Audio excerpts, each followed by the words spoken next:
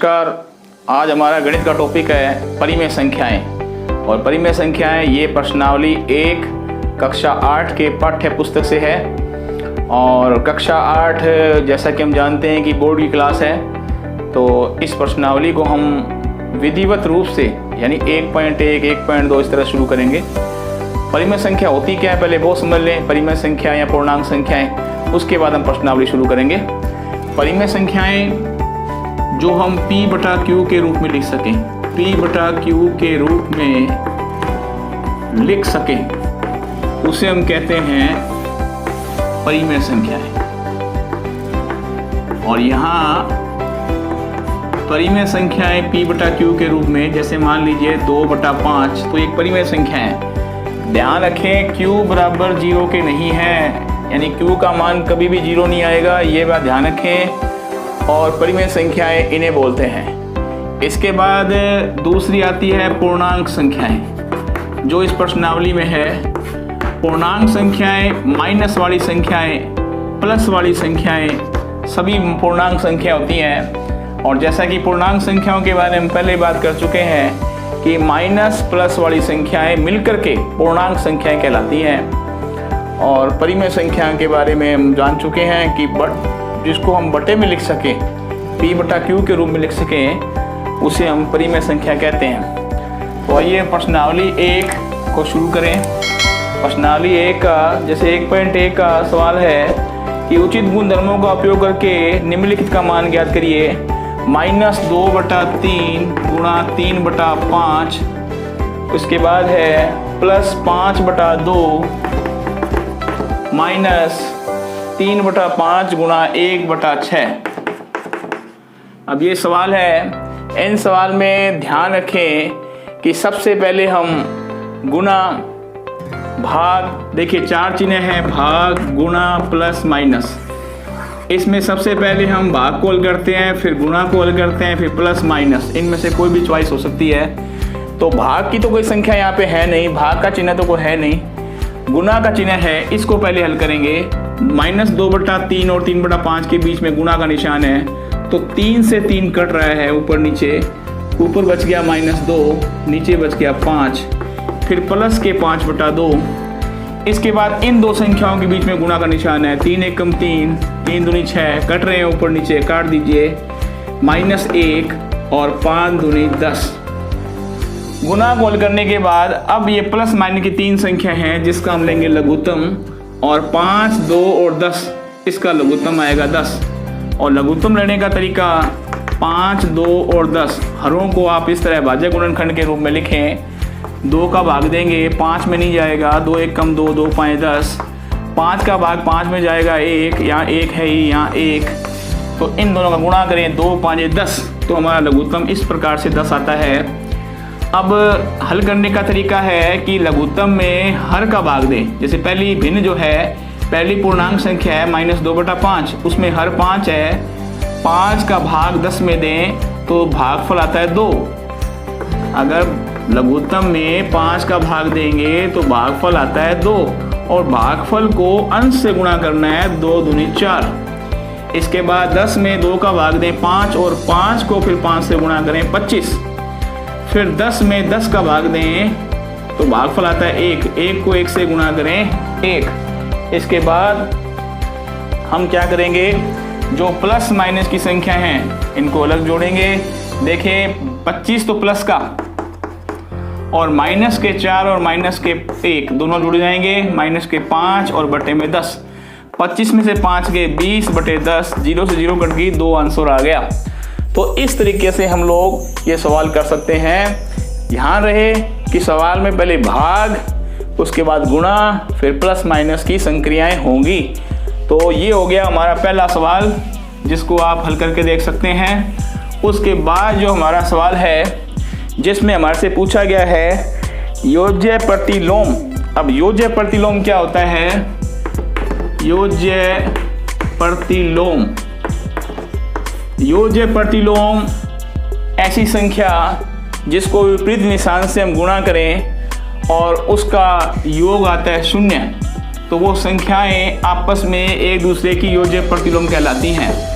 जैसे मान लीजिए आपसे कहा जाए कि 2/5 का योज्य प्रतिलोम ज्ञात करें, तो आप 2/5 का विपरीत जो 2/5 का विपरीत 2/5 की विपरीत संख्या लें तो -2/5, यानी अगर माइनस की संख्या है तो प्लस की है तो माइनस की, तो ये होता है योज्य प्रतिलोम। और ध्यान रखें कि x का योज्य प्रतिलोम -x होता है और इन दोनों का जोड़ 0 होता है, यानी योज्य प्रतिलोम में जब भी दो संख्याएं होंगी उनका योग 0 होगा। जैसे मान लीजिए एक संख्या ले हम -5/7, इसका योज्य प्रतिलोम अगर हमसे पूछा जाए तो इसका योज्य प्रतिलोम होगा +5/7, यानी इसका निशान चेंज करना है। तो ये आपका दूसरा सवाल है, जिसके अंदर पहला सवाल दूसरे का पहला सवाल दे रखा है 2/8 का योज्य प्रतिलोम। तो सिंपल सी बात है, 2/8 का योज्य प्रतिलोम क्या होगा? -2/8, यानी इनका साइन निशान चेंज करना है। ये हो गया दूसरा सवाल। इसके बाद जो है हमारा तीसरा सवाल है, इसके अंदर हमसे पूछा जाता है गुणात्मक प्रतिलोम। गुणात्मक प्रतिलोम में क्या होता है? ऐसी दो संख्याएं जिनका गुणनफल का मान सदैव 1 आए, वो संख्याएं आपस में गुणात्मक प्रतिलोम के अंदर कहलाती हैं। यानी x × 1/x बराबर क्या होगा? 1। यानी गुणात्मक प्रतिलोम के अंदर क्या करना होता है? यदि अपने को संख्या दे रखी है 5, तो 5 का गुणात्मक प्रतिलोम 1/5 होगा। यानी गुणात्मक प्रतिलोम के अंदर दी गई संख्याओं का गुणनफल 1 होगा। जो भी दो संख्याएं बनेगी, एक जो दी गई संख्या, एक उसका गुणात्मक, दोनों का गुणा और उनका मान सदैव 1 आएगा। तो गुणात्मक प्रतिलोम में ये पूछा है, जिसके अंदर पहला सवाल है हमारा -13।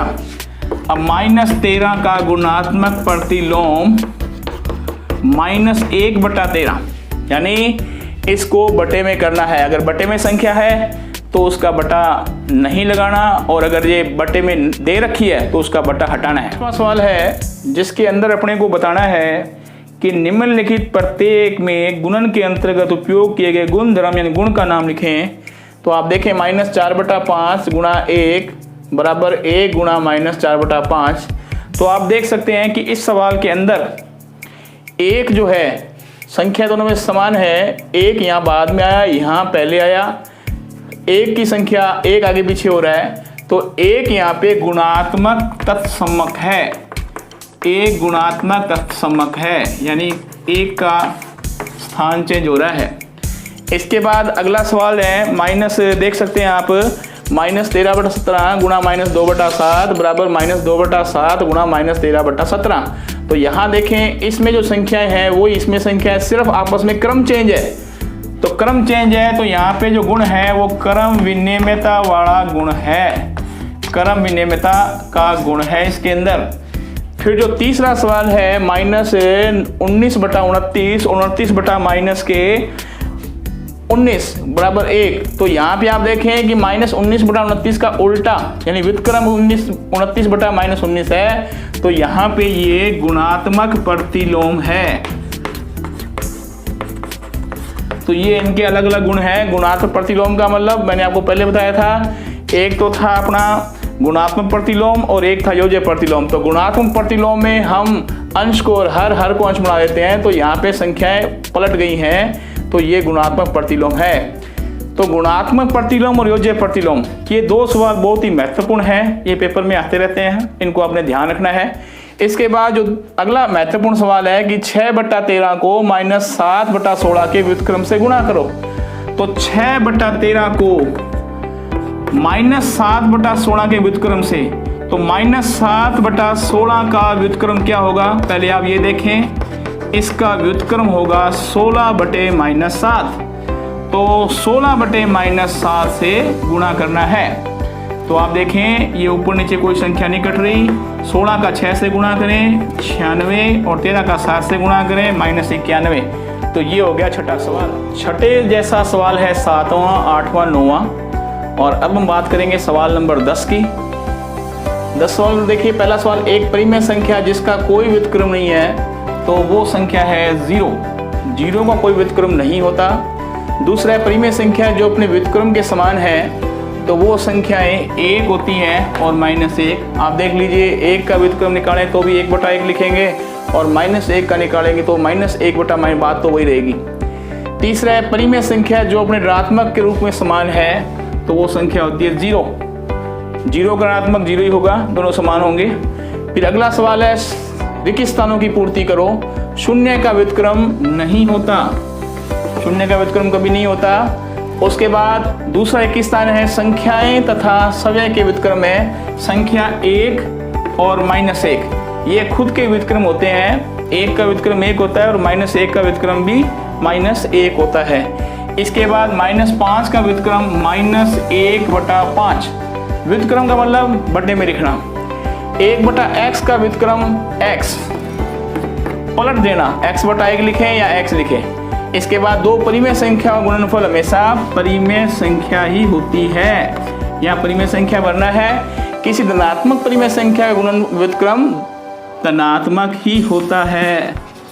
तो ये हमारी प्रश्नावली 1.1 समाप्त हो चुकी है। आशा है आपको समझ में आई होगी और इसे आगे से आगे लाइक करें, शेयर करें और सब्सक्राइब करें। धन्यवाद।